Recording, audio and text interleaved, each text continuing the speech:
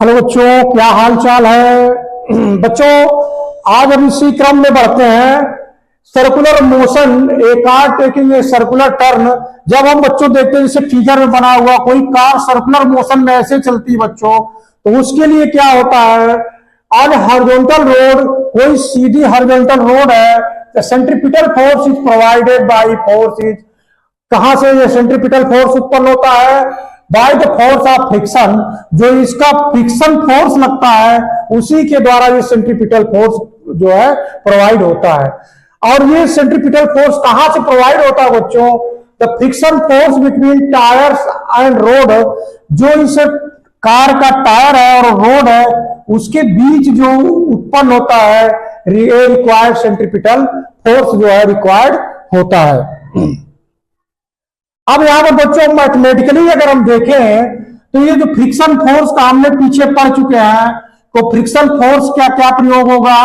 F equal to लिखा जाता है म्यू एस एन लिखा जाता है। क्या लिखा जाता है बच्चों? F equal to mu s लिखा जाता है। अगर इसको बाहर आकृति बनाए बच्चों, ये हमारी कार है तो कार का नीचे जो वेट रहेगा mg लगेगा और ऊपर नॉर्मल उसका रिएक्शन जो होगा ऊपर रहेगा और फ्रिक्शन जो रहेगा हमारा सेंटर की ओर रहेगा। इसी सेंटर को बच्चों हम लोग क्या बोलेंगे? सेंट्रीपिटल फोर्स बोलेंगे। क्या बोलेंगे बच्चों? सेंट्रीपिटल फोर्स बोलेंगे। यहां तक बात समझ में आ रही बच्चों? इसी सेंट्रीपिटल फोर्स को हम लिख सकते हैं बच्चों, ये कार अगर v वेलोसिटी से घूम रही है तो लिख सकते हैं centripetal force mv² upon r। r क्या है बच्चों? इस सेंटर से समझ लेते हैं कि r इस रेडियस का कर्व है, यानी यहां पर इस कर्व से ये कार जो है घूम रही है।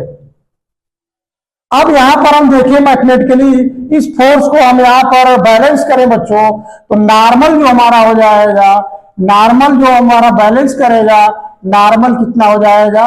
mg के हो जाएगा।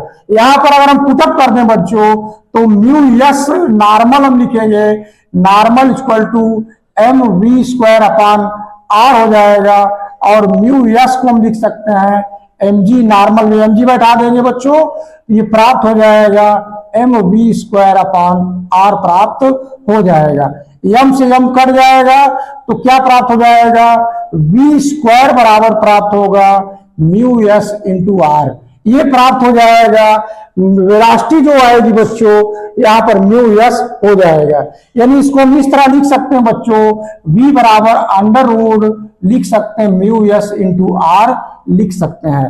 और यहां पर g भी है तो g भी हम यहां पर लिखेंगे इंटू आर जी हो जाएगा।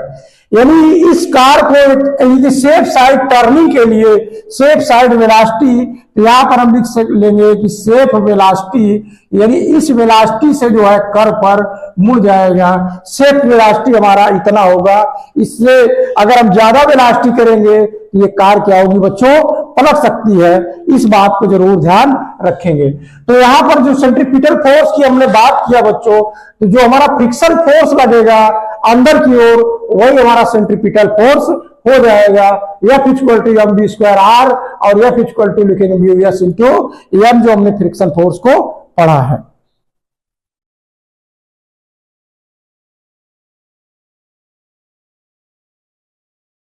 बच्चों यहां पर अब हम आगे देखते हैं कि बेंडिंग ऑफ ए साइक्लिस्ट। एक साइक्लिस्ट किसी टर्न में बैंकिंग में रोड पे इस तरह जो है अपने आप को झुका लेता है सेंटर की ओर। जब सेंटर की ओर झुकाता है बच्चों, उसी पर हम कॉन्सेप्ट पर बेसिक पे इस मैथमेटिकली आपको यहां पर प्रूव करेंगे। मैथमेटिकली हम इसको कैसे हल कर सकते हैं। तो मैक्सिमम स्पीड यहां पर कितना हम प्राप्त करेंगे कि साइक्लिस्ट जो है फॉल नहीं करेगा, यानी गिरेगा नहीं।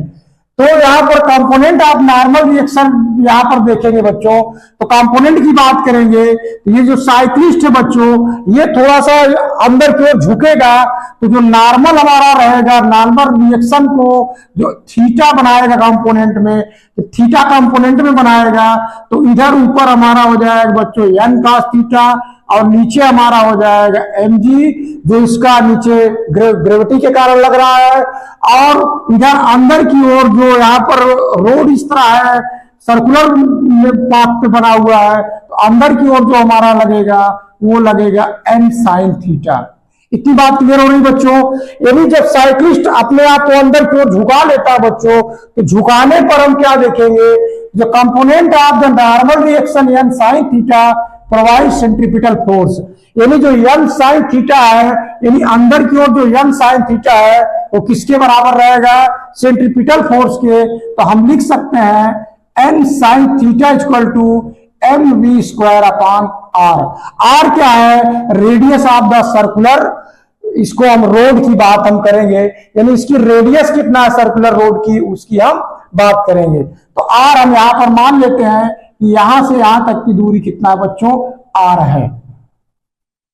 अब दूसरे कंपोनेंट की बात करेंगे। इस फोर्स को अगर हम देखेंगे तो N cos theta equal to लिखा जाएगा, N cos theta equal to लिखा जाएगा, एम जी लिखा जाएगा, इस समीकरण नंबर 1 और समीकरण नंबर 2। अब इन दोनों को अगर हम भाग कर दें बच्चों, डिवाइड कर दें, तो डिवाइड करने पर लिख लीजिए यहां पर डिवाइडेड बाई इक्वेशन नंबर 2। तो यहां पर लिखा जाएगा एन साइन थीटा अपान, ये हो जाएगा एन कॉस थीटा, इसको मिटा दे रहे हैं बच्चों, इक्वल टू हो जाएगा m v square upon r upon m g. M से एम कट जाएगा तो आ जाएगा बच्चों tan theta equal to m से एम कट जाएगा we square upon r g हो जाएगा। तो मैक्सिमम स्पीड जो आएगी बच्चों, लिखा जाएगा वी स्क्वायर बराबर आर जी टेन थीटा, यानी हम लिख सकते हैं कि v equal to under root लिखेंगे R G into tan theta, यही हमारा हो जाएगा मैक्सिमम स्पीड। यानी इस स्पीड से साइक्लिस्ट जो है मोड़ेगा, तब उस कर्व में साइक्लिस्ट नहीं गिरेगा, सीधा निकल जाएगा। तो ये जो है मैक्सिमम स्पीड का ये फार्मूला हो जाएगा। इस छोटी छोटी हम फार्म में तोड़ के आपको इसलिए बच्चों बता रहे हैं कि जिससे आपको समझ में आ जाए और आप आराम से आसानी से सवालों को लगा सके। तो हमारा वीडियो कैसा लगा बच्चों, कमेंट जरूर करें और हमारे चैनल को लाइक और सब्सक्राइब जरूर करें, जिससे हमारा हौसला बढ़े और मनोबल बढ़े। धन्यवाद बच्चों।